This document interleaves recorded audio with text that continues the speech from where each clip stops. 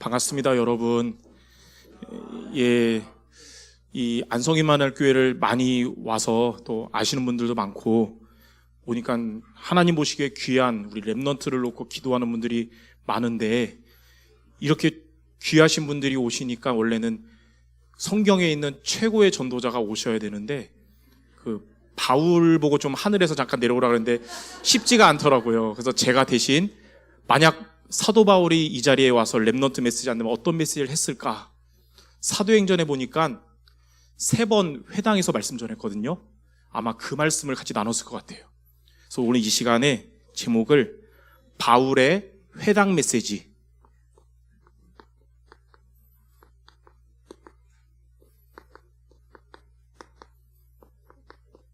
바울이 3번 회당에서 전한 말씀이 이번 여름 성경학교와 이런 여름 스케줄에 우리 렘넌트에게 성취되는 시간표 될 줄 믿습니다. 바울은 3번 회당에서 말씀 전했는데요. 첫 번째는 사도행전 17장 1절에 보니까 데살로니가 회당에 갔어요. 거기에서 어떤 말씀 전했냐면 복음이 무엇인지를 전했습니다. 복음의 내용이 무엇인지. 그리고 두 번째 회당은 사도행전 18장 4절에 보니까 고린도 회당에 갔어요. 거기 가서는 복음이 무엇인지를 이전에 전했던 바울이 이 복음을 어떻게 누려야 되는지, 이 복음을 누리는 복음의 방법에 대해서 전했습니다. 이 바울도 회당을 3번 가는데 말씀의 흐름이 있더라고요. 그래서 세 번째는 사도행전 19장 8절에 보니까 에베소 지역의 회당으로 갔는데, 거기서는 어떤 말씀 전했냐면 이 복음을 누릴 때 받는 응답, 복음의 응답에 대해서 나눴습니다. 이번 여름 시간표가 우리 렘넌트들에게 복음이 무엇인지를 정확하게 붙잡고 이제 이 복음을 누리고 복음에 응답받는 이런 여름이 된다면 가장 귀한 여름이 될 줄 믿어요. 예전에 이제 수원역에 지나가다가 예전에 저희 교회 다니다가 교회 안 다니는 1년 선배 형을 만난 적 있어요. 그래서 반가우니까 저한테 옛날에 교회에서 있었던 추억에 대해서 막 얘기하는 거예요. 그때 막 인생 마스터 플랜 막 얘기하는데 들으면서 약간 씁쓸했어요. 만약 이 형에게 어릴 때 이런저런 좋은 말 말고 복음이 심어졌다면 지금까지도 어른이 돼서도 예배 생활 할 텐데, 복음 말고 다른 게 심어지니까, 복음이 심어지지 않으니까 결국은 떠났구나 느꼈어요. 그래서 렘넌트 때 많은 것을 배워야 되지만 가장 중요한 게 복음이 심어지는 게 가장 중요한 줄 믿습니다. 바울도 그렇게 생각하고 회당에서 이것을 증거한 거예요. 자, 첫 번째, 데살로니가 회당에서 복음이 무엇인지를 전했습니다. 복음이 무엇인지를 사도행전 17장 1절부터 3절에 그리스도가 죽으시고 부활하신 메시지를 했어요. 우리가 믿는 기독교의 핵심적인 내용이 뭐냐면 예수님이 십자가에서 죽으시고 다시 살아나신 거예요. 자, 첫 번째로 그리스도의 죽으심. 그리스도께서 십자가에서 살찢고 피 흘려 죽으셨거든요. 근데 이제 히브리서 10장 19절 20절에 보니까 그리스도께서 십자가에서 살찢으심으로써 우리에게 하나님을 만나는 새롭고 살 길을 열어주셨어요. 그래서 그리스도는 우리에게 하나님을 만나는 길을 열어주신 거예요. 그리고 히브리서 9장 22절에 보니까 피 흘려졌잖아요. 피 흘림이 없은즉 죄 사함이 없느니라. 그리스도께서 십자가에서 피 흘려 죽으심으로 우리의 죄를 다 사해 주신 겁니다. 그리고 히브리서 2장 14절에 보니까 그리스도께서 죽으신 것은 죽음의 세력을 잡은 자 마귀를 멸하시며 그랬어요. 이렇게 그리스도께서 십자가에서 죽으신 것은 우리에게 하나님을 만나도록 길을 열어주셨고 우리의 모든 죄와 저주를 끝내주셨고 흑암의 권세를 깨뜨리신 거예요. 이것이 우리 인생의 모든 문제의 해답입니다. 그래서 그리스도께서 십자가에서 마지막으로 하신 말씀이 요한복음 19장 30절에 다 이루었다 그랬습니다. 다 이루었다 한 말이 뭐냐면 우리 인생의 모든 문제의 원인인 하나님 떠난 문제, 죄 문제, 사탄 문제, 이 근본 문제를 십자가에서 완전히 끝내신 거예요. 자, 그리고 두 번째, 이러한 그리스도는 다시 그리스도의 부활, 살아나셨습니다. 그리스도께서 다시 살아나심으로써 그리스도는 바로 하나님이라는 증거가 된 거예요. 그리고 다시 살아나신 그리스도는 승천하시지만 성령으로 지금도 저와 여러분 안에 거하셔서 영원히 함께 하시는데 이걸 보고 성령 내주라고 합니다. 자, 그래서 그리스도께서 부활하셔서 제자들에게 마지막으로 하신 말씀이 마태복음 28장 20절. 볼지어다 내가 세상 끝날까지 너희와 항상 함께 할 것이다. 십자가에서 다 이루신 그리스도는 우리와 지금도 앞으로도 항상 함께 할 것입니다. 이게 바로 우리가 믿는 복음의 핵심이에요. 저와 여러분의 인생의 모든 문제를 십자가에서 끝내주시고 지금도 앞으로도 우리와 항상 함께 하신다는 거예요. 이 일을 하신 분이 누구냐? 부처님도 소크라테스도 아니고 바로 예수님이, 바로 예수가 이렇게 십자가에서 죽으시고 부활하신 그리스도신 겁니다.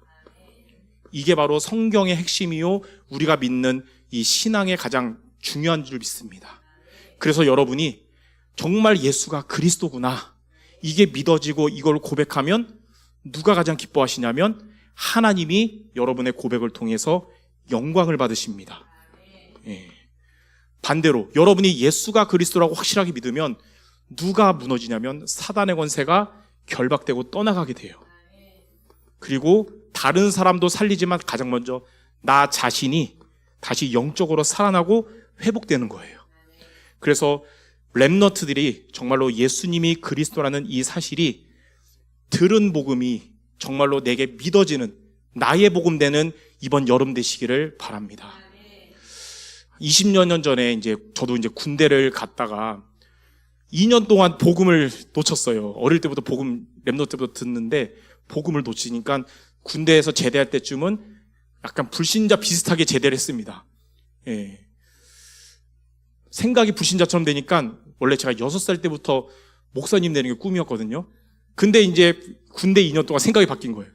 목사님 이런 거는 다 이상적인 거고 현실은 돈을 벌어야 돼. 이게 바뀌었어요. 그때 당시 저는 서울에 있는 대학의 경영학과 나왔거든요. 그래서 그래, 졸업하고 취업 준비 잘하자 그래가지고 이런 마음을 갖고 이제 2년 만에 복학을 했습니다. 대학교 2년 만에 갔어요. 그러니까 2년 만에 친구들 만나니까 반갑잖아요. 2년 만에. 그래서 친구들이 저를 보면서 은성아 반갑다. 우리 끝나고 한잔하자. 막 이러는 거예요. 근데 그 중에 한 친구가 저 목사 됐다는 거 알고 있는 친구가 제 눈치를 보면서 야야, 은성이는 그럼 술 마시고 그러면 화내 그런 거예요. 근데 제가 2년 동안 상태가 안 좋아졌잖아요. 아니야. 나 바뀌었어. 그렇지 않아도 요즘 힘들고 좀 땡겼는데 잘 됐다. 우리 끝나고 내가 살게 이랬어요. 그리고 이제 수업 듣고 마지막 수업 전에 이제 쉬는 시간이었습니다. 전화가 왔는데 요즘은 핸드폰 보면 발신자 뜰 때인데 옛날 핸드폰은 발신자 안 뜰 때니까 친구인 줄 알고 받았더니 엄마 전화했는데 느낌이 안 좋았습니다. 여보세요? 엄마래서 왜 했어요? 했더니 지금 여기 복음 메시지 훈련 받고 있는데 학교 근처니까 수업 끝나자마자 빨리 오라는 거예요. 요즘 네 상태가 좀 이상해졌다는 거예요. 들어야 된다는 거예요. 근데 이 전화 받는데 이 순간적으로 이 상처가 몰려와서 저도 모르게 전화로 엄마한테 막 화를 냈습니다. 지금까지 엄마 말 듣고 살았는데 응답받은 거 없잖아요. 이제는 내 인생 내 마음대로 살 거니까 그만 좀 건드리세요. 저도 이제 늙었어요. 그래서 전화 끊었어요. 20대 초반에. 그리고 이제 마지막 수업 들으려고 그러는데 되게 마음이 찝찝한 거예요. 랩너트들 엄마랑 싸우고 나면 잘했던 못했던 좀 그렇잖아요. 그런 마음이에요. 그래서 수업 들으면서 이게 성령의 역사인지 미안해서인지 모르겠는데 점점 그냥 그 말씀 들으러 가야겠다는 생각이 커졌어요. 그래서 수업 끝나자마자 친구들한테 미안하다고 나중에 마시자 그러고 이제 얼른 훈련의 자리로 갔죠. 거기서 맨 앞자리를 맡으셨더라고요, 엄마가. 그래서 이제 맨 앞자리 가가지고 앉아서 이제 말씀 들으려고 그러는데 저는 그때 제가 막 되게 교회도 힘들 때고 저도 힘들 때라서 위로의 말씀을 기대했는데 제 예상과 달리 이 그리스도 얘기를 그날 하는 거예요. 처음 든 생각, 괜히 왔다. 저 얘기 어릴 때부터 1000번 넘게 들은 얘기인데 다 아는 건데 내가 이걸 이럴 줄 알았으면 괜히 왔지 그랬는데 맨 앞자리다 보니까 이미 예배 시작해서 말씀 듣고 있으니까 못 나가잖아요. 그래서 억지로 앉아가지고 그냥 듣고 있었거든요. 근데 그날이 지금 돌이켜볼 때는 하나님의 시간표였어요. 다 아는 복음인 줄 알았는데 그날 제 마음을 움직이는 거예요. 그때 제 인생 성경 구절이 이 두 구절입니다. 하나님은 메신저를 통해 두 개의 메시지를 함께 한 거예요. 내가 너의 모든 문제를 십자가에서 다 끝냈다. 그리고 널 결코 버리지 않고 교회도 버리지 않고 끝까지 함께 할 것이다. 이 얘기를 어릴 때 10,000번 듣는 얘기인데 그날 처음 듣는 것처럼 머리에 있는 말씀이 제 마음을 움직이더라고요. 저도 목사지만 저도 목사님 아들이거든요. 목사님 아들들 특징, 사람들 눈치 보고 예배 때 눈물이 안 나요. 싸울 때 눈물 나는데 예배 때 근데 그날 처음으로 너무 은혜 받아가지고 펑펑 울면서 제 생각에는 이 말씀 전하시는 분이 집중이 안 될 정도로 펑펑 울면서 속으로 결단했어요. 하나님, 제가 다시는 이 복음의 말씀 듣는 자리를 떠나지 않게 없소서. 근데 하나님이 그 기도를 응답하신 거예요. 20년 동안 복음의 말씀의 자리를 떠나지 않으면서 오늘 이 자리까지 오게 된 겁니다. 아마 여러분 랩넌트 사역하다 보면 이 소중한 복음을 여러분이 느끼는 이 내 인생을 걸 수 있는 이 복음을 우리 왜 애들은 이 복음이 정말 중요하게 안 느껴지는 것 같을까? 저도 제 첫째 아들 6학년인데 예수님 어디 계시니? 마음이요 그러더라고요. 넌 누구 자녀야? 하나님 자녀요. 죽으면 어디 갈 것 같아? 천국 갈 것 같아요. 기쁘냐? 그랬더니 별로요. 그러는 거예요. 그러니까 이 복음을 정말 애들도 깨닫고 정말 인생을 드리면 좋겠는데 왜 안 될까? 근데 제가 증인이잖아요. 복음의 말씀의 자리에 붙어만 있으면 하나님의 시간표가 있다는 거예요. 그날이 언젠지 몰라도 우리는 그날을 올 것을 믿고 끝까지 랩너트들에게 복음을 심는 겁니다. 이렇게 복음이 무엇인지에 대해서 바울은 데살로니가 회당에서 전한 거예요. 여러분이 정말 예수가 그리스도구나. 이것을 확실하게 붙잡고 후대들에게 증거하는 여러분 되시기 바랍니다. 머리에 있는 그리스도 증거하면 랩너트들도 그냥 지식으로 받아들여요. 근데 내 마음에 그리스도 증거하면 그들의 마음에도 움직일 수 있습니다. 내 인생을 바꾸는 그리스도 증거하면 그들의 인생도 그리스도 붙잡는 인생 될 줄 믿습니다. 그래서 머리와 가슴과 내 인생의 그리스도 증인 되시기를 바랍니다. 자, 두 번째, 이 데살로니가에 전한 이 복음을 바울은 고린도 회당에서 어떻게 이 복음을 누려야 할지에 대해서 두 가지로 전했습니다. 저와 여러분과 우리 후대들이 그리스도의 복음을 각인하는 두 가지 미션을 붙잡아야 돼요. 자, 첫 번째, 예배의 자리에서, 복음은 예배의 자리에서 깨닫고 각인되는 겁니다. 자, 예배의 자리에서 복음을 듣는다는 말은 하나님이 주의 종 목사님을 통해 주시는 또 주목님을 통해 주시는 말씀을 통해 복음을 깨닫는 거예요. 그래서 초대교회 성도들도 사도행전 2장 42절에 보니까 사도의 가르침을 받아 서로 교제하고 떡을 띠며 기도에 있었다. 초대교회 성도들도 예배의 자리에서 사도의 가르침을 통해 말씀을 들었어요. 그래서 우리는 예배의 자리에 있어야 됩니다. 요즘 같은 시대가 발전해서 그냥 피곤한데 집에서 그냥 실시간 유튜브 그게 아니라 예배의 자리에서 말씀을 들어야 돼요. 성삼위 하나님이 함께하는 시간으로. 그리고 그 예배를 통해 매주마다 성경 구절은 달라도 늘 우리는 복음을 들어야 됩니다. 우리는 영혼이 있는 존재이기 때문에. 로마서 10장 17절, 믿음은 들음에서 나고 들음은 그리스도의 말씀으로 말미암느니라. 복음의 말씀을 우리가 매주 들어야 우리 안에 망대가 박히는 거예요. 왜냐하면 매일마다 만약 여러분이 교회 와서 말씀 듣는 게 아니라 일주일 동안 복음 없는 현장에서 또 영적 싸움 해야 되잖아요. 그래서 주일은 복음을 들어야 되는 거예요. 그리고 복음을 들은 여러 말씀을 듣고 나서 끝이 아니라 히브리서 4장 12절, 하나님의 말씀은 살았고 활력이 있어서 우리의 혼과 영과 관절, 골수를 찔러 쪼갠다 그랬어요. 여기 보면 하나님의 말씀이 그 헬라어로 레마거든요. 그러니까 선포된 말씀이 나의 말씀이 돼야 됩니다. 그러니까 오늘도 하나님이 내게 주신 말씀을 붙잡아야 돼요. 그걸 보고 뭐라 하냐면 말씀 정리라 그래요. 정리. 오늘도 여러분 강단 말씀을 통해 하나님이 내게 주신 말씀을 붙잡고 매일매일 살아가시기 바랍니다. 그리고 이 내게 주신 말씀 붙잡고 이제 같이 마태복음 18장 20절.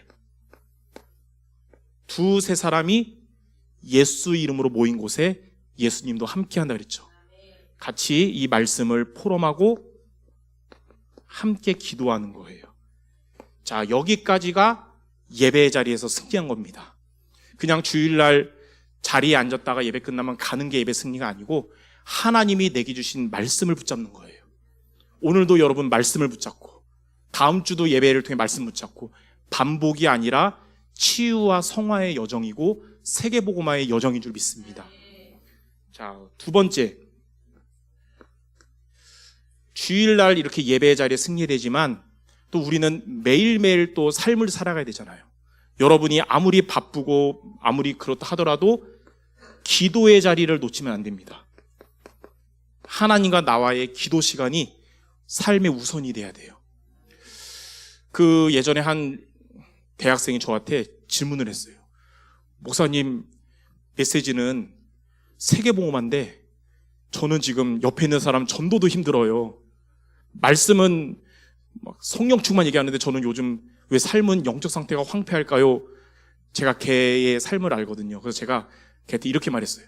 쓰리고 신앙 때문에 그렇다 그랬어요. 그게 뭡니까? 말씀을 듣고 또 쓰고 여기가 좋은데 덮고 이제 팽개치고 막 살다가 또 다음 주 돼서 또 듣고 쓰고 덮고 이러니까 메시지 노트는 성령 충만한데 너는 황폐한 것이야 그랬어요. 그래서 말씀을 듣고 쓰고 덮고가 아니라 매일매일 듣고 쓰고 펴고가 돼야 돼요. 그게 뭐냐? 이번 주 강단 말씀 붙잡고 기도하는 시간을 가져야 되는 겁니다. 시편 1편 1절부터 3절에 보니까 복 있는 사람이 누구냐? 세상 사람들이 말하는 죄인의 길에 서는 자, 악인의 꾀, 오만한 자의 자리가 복 있는 사람이 아니라 주의 말씀을 묵상하는 자가 복 있는 사람이에요. 시냇가에 심은 나무처럼 형통하게 되는 거예요. 여러분들이 이번 주 강단 말씀 붙잡고 매일매일 기도 속으로 들어간다면 여러분이 바로 복 있는 사람입니다. 여러분의 영적 상태가 시냇가에 심은 나무처럼 모든 일이 형통하도록 하나님이 주실 거예요. 그래서 다니엘은 바벨론에 포로로 가게 됐어도 다니엘 6장 10절에 하루에 3번 성전이 있는 예루살렘을 향해서 기도한 것이에요. 그러니까 여러분들 바쁜 일 때문에 가장 중요한 것을 놓치지 않기 바랍니다. 말씀 잡고 기도하는 시간을 가져야 되는 거예요. 렘넌트 때부터 예배를 통해 말씀을 붙잡을 수 있다면, 이 렘넌트가 말씀 잡고 매일매일 기도 시간을 가질 수 있다면 어떠한 일이 생겨도 흔들리지 않게 하나님이 하실 거예요. 자, 이렇게 말씀 강단 잡고 기도의 자리를 가지면 누가복음 11장 13절 너희가 악할지라도 자식에게 좋은 것을 줄 줄 알거든 하물며 너희 하늘아버지께 구하는 자에게 성령을 주지 않겠느냐. 여러분이 강단 말씀을 잡고 기도하는 삶을 살아가면 우리 안에 계시는 성령께서 역사하십니다. 이런 말이 있어요. 기도가 없으면 내 힘으로 살아야 되지만 기도가 있으면 하나님이 일하신다. 우리 렘너트 때부터 가정에서 학교에서 우리 렘너트 사역자들 현장에서 하나님이 역사할 수 있도록 기도하는 여러분 되시기 바랍니다. 자, 성령이 역사하시면 반대로 누가 결박될까요? 악령이 결박되겠죠. 마태복음 12장 28절 너희가 하나님의 성령으로 힘을 얻으면 귀신이 쫓겨나가고 하나님 나라 임한다 그랬어요. 자, 악령의 세력이 결박되는 거예요. 기도가 있는 여러분의 자리는 어떻게 되냐? 사탄의 초상집이 될 겁니다. 예, 초상집. 기도가 없는 현장이면 어떻게 될까요? 사탄의 잔치집이 될 거죠. 오늘도 여러분 예배 마치고 여러분 집에 가잖아요. 여러분 집에 기도의 자리가 되시면 사탄의 초상집이 될까요? 잔치집이 될까요? 초상집이 되는 거예요. 기도의 자리 되면. 우리 랩너트들이 학교 가지만 학교에서 기도하면서 학교 가면 그 현장은 사탄의 초상집이 되는 겁니다. 예. 자, 성령이 역사하시고 악령이 결박되면 이제 어떤 일이 일어나냐? 하나님이 말씀 성취하도록 하나님 뜻 이루도록 주의 천사를 보내주시는 거예요. 자, 천사가 동원됩니다. 여기에 대한 성경 구절이 두 구절이 있어요. 요한계시록 8장 3절 4절에 보니까 하나님이 주신 말씀 붙잡고 기도하면 이 기도를 하나님이 주의 천사를 통해서 금양로에 담아서 하나님께 전달하는 거예요. 그리고 시편 103편 20절에서 22절에 하나님이 주의 천사를 통해서 우리에게 말씀 성취를 전달하고 하나님의 뜻을 전달하는 거예요. 우리가 기도할 때 우리 육신의 눈에 안 보이지만 하나님 말씀 성경에 나온 분명한 이 세 가지의 사실이 일어나는 거예요. 그래서 기도는 영적인 과학인 것입니다. 그 토마스 왓슨이라는 분이 이런 말 했어요. 그 사도행전 12장에 그 베드로가 순교당하기 전에 감옥에 있을 때 그날 밤에 천사가 구출한 내용 있잖아요. 그 베드로를 감옥에서 나오게 한 자는 천사였지만 천사를 하늘에서 나오게 한 자는 바로 기도하는 성도들이었다. 여러분의 강단의 언약 잡고 하는 기도는 이렇게 세 가지의 일이 일어나게 할 줄 믿습니다. 그래서 이번 여름에 특별한 것도 좋지만 랩너트들에게 가장 기본적인, 가장 당연한 것을 회복하는 시간표가 되기 바랍니다. 당연, 필연, 절대의 시간표. 그래서 복음이 무엇인지를 정확하게 알려주면서 이 복음 붙잡고 예배의 자리와 기도의 자리에 있는 우리 랩너트들이 된다면 우리 랩너트들은 미래의 세계복음화의 주역 모두 될 줄 믿습니다. 자, 마지막 세 번째. 바울은 이렇게 한 다음에 에베소 회당에서 이 복음을 예배와 기도의 자리에서 누릴 때 어떠한 응답이 있는지를 말했는데 그게 바로 하나님의 나라가 임한다는 응답을 말했어요. 자, 첫 번째, 제일 먼저 어디에 하나님의 나라가 임하냐면 내 안에 하나님의 나라가 임하게 됩니다. 여러분 안에 하나님의 나라가 임하게 돼요. 그러면 우리 안에 나를 불신앙하게 하고 넘어지게 하는 사단의 망대는 무너지고 하나님의 망대가 세워지는 거예요. 쉽게 말해서 이때부터 기도가 되어지는 겁니다. 하나님께. 이제 여러분의 기도는 하나님이 주시는 힘을 얻는 시간이 되는 거예요. 하루를 시작할 때 아침마다 여러분이 강단 말씀 붙잡고 하는 기도가 힘을 얻는 시간 되기 바랍니다. 한 랩너트들에게 이런 얘기 했어요. 아침의 영적 상태는 삼겹살과 같다라고 했어요. 무슨 말이냐면 삼겹살이 방금 막 구워가지고 먹으면 부드럽고 따뜻하고 속도 편하고 그러거든요. 근데 이 삼겹살을 방치하면 차갑게 식죠. 그거 먹으면 어떻게 될까요? 딱딱하고 속도 안 좋아지는 거예요. 영적 상태가 기도 없으면 차갑게 식은 삼겹살 먹는 거랑 같아요. 나도 힘들고 자꾸 민폐 끼치게 돼요. 근데 아침에 기도의 힘을 얻으면 방금 구운 삼겹살 먹는 상태랑 같습니다. 나도 살고 다른 사람에게도 복음의 영향 미치게 되는 거예요. 아침에 힘을 얻고. 그러면 현장에 갔을 때 하나님이 지금 눈에 안 보이지만 나와 함께하고 계시구나. 이게 매 순간 믿어져요. 기도의 힘이 없으면 생각도 안 나요. 주일날 비로 생각해요. 하나님 함께 했었을 텐데 그러거든요. 근데 기도의 힘을 얻으면 지금도 하나님이 나랑 함께하고 있구나. 이게 막 느껴지고 믿어져요. 그리고 밤에는 좋은 일만 있으면 좋겠지만 또 학교에서 직장에서 스트레스 받을 만한 다양한 일 있잖아요. 그러나 이 기도는 하나님이 주시는 답을 얻게 하는 것입니다. 문제는 100가지일지라도 복음으로 답나는 시간이 될 거예요. 그러면 내가 치유되고 살아날 겁니다. 자, 이렇게 기도를 통해 아침에는 힘을 얻고 낮에는 하나님의 함께 하심을 누리고 밤에는 하나님의 계획을 답으로 잡는 거. 이걸 요즘 말로 기도 300%라고도 하고 영적 서밋이라고 하는 거예요. 여러분들이 이렇게 예배와 기도의 자리에 있으면 첫 번째로 내 안에 하나님의 나라가 임하니까 영육 간에 강건하게 될 줄 믿습니다. 그래서 우리 안성희 임마누엘 교회 모든 렘너트들과 우리 사역자들과 기도하는 모든 중직자분들 영육 간에 강건하시길 바랍니다. 두 번째, 어디에 하나님 나라에 임하냐면 내 업에 하나님 나라에 임하는 거예요. 렘넌트들의 학업에 하나님 나라에 임하고 우리 중직자분들의 산업에 하나님의 나라가 임하는 거예요. 그러면 어떻게 되냐면 불신자들이 받을 수 없는 하나님의 능력이 여러분 업에 임합니다. 그걸 보고 뭐라 그러냐면 전문성이라 그래요. 그리고 이제 여러분들은 남을 해치면서 올라가는 자가 아니라 현장에서 살리는 업이 됩니다. 그걸 보고 뭐라 그러냐면 현장성이라 그래요. 자, 그리고 이 축복이 일시적인 게 아니라 지속되는 겁니다. 그걸 보고 미래성이라 그래요. 자, 여러분의 업이 응답받고 살리고 지속되는 거예요. 이게 진짜 응답입니다. 이걸 보고 요즘 용어로 업의 300%, 또 기능성이 그러거든요. 하나님은 이렇게 예배와 기도의 자리에서 복음을 드리는 여러분 산업에도 하나님 나라 임하니까 빛의 경제의 응답이 올 정도로 하나님은 역사할 줄 믿습니다. 우리가 그냥 단순히 육신적인 목적으로 축복받는 게 아니라 전도와 선교 때문에 교회를 위해서, 렘너트를 위해서 빛의 경제 응답받을 이유가 분명하거든요. 자, 마지막 세 번째, 내 현장에, 여러분의 현장에 하나님의 나라가 임하게 돼요.